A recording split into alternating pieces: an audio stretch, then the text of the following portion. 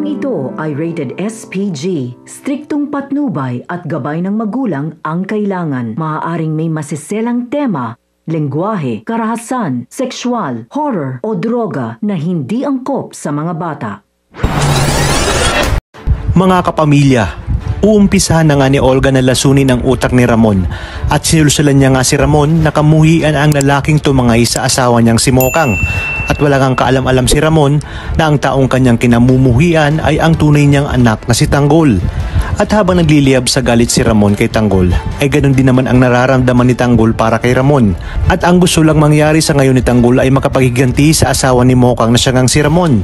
Sa kabilang banda, dahil hindi nga mapalagay si Ramon sa kung ano ba talaga ang nangyari kay Mokang, ay pupuntahan niya ang mga magulang ni Mokang at kakausapin niya ito. At itatanong niya sa mag-asawang Marsing at Nita kung meron ba dating nobyo ang anak nilang si Mokang. Sasabihin din ni Ramon sa mag-asawa na may nagtakas kay Mokang sa mansyon at tuduan niya umano ay lalaki ito ni Mokang.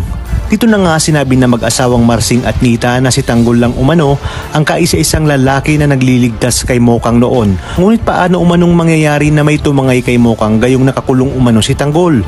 Dito na nga nagulat si Ramon nang banggitin ni Marsing ang pangalang Tanggol. Kaya naman dito nagsimulang magtanong si Ramon kung sino ang Tanggol na kanilang binanggit. Sinabi nga ni Marsing na kababata ito ni Mokang at matagal nang nanliligaw sa kanilang anak na si Mokang.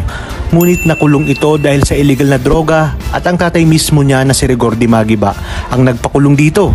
Dito na nga napagtanto ni Ramon na marahil impostor ang Tanggol na nasa mansyon. Kaya naman dali-dali niyang inutos kay Severino na tawagan si General Ribas at paimbestigahan kung sino ang Tanggol na nakakulong sa koreksyonal na siya nga daw anak ni Rigordy Magiba. Takang-taka naman ang mag-asawang Marsing at Nita sa naging reaksyon ni Ramon nang sabihin nila ang tungkol kay Tanggol. Samantala sa pagbalik ni Ramon ng mansyon ay agad niyang sinabi kay Olga na may alam na siya kung saan makikita ang lalaking tumangay kay Mokang. Nabigla naman si Olga sa sinabi ni Ramon. Wala ngang kaalam-alam si Olga na hinuhuli lang siya ni Ramon dahil batid ni Ramon na tinatarantado na siya ni Olga at David. Sinubukan ngang tanungin ni Olga si Ramon kung saan niya maaaring matagpuan ang lalaking tumangay sa asawa nito.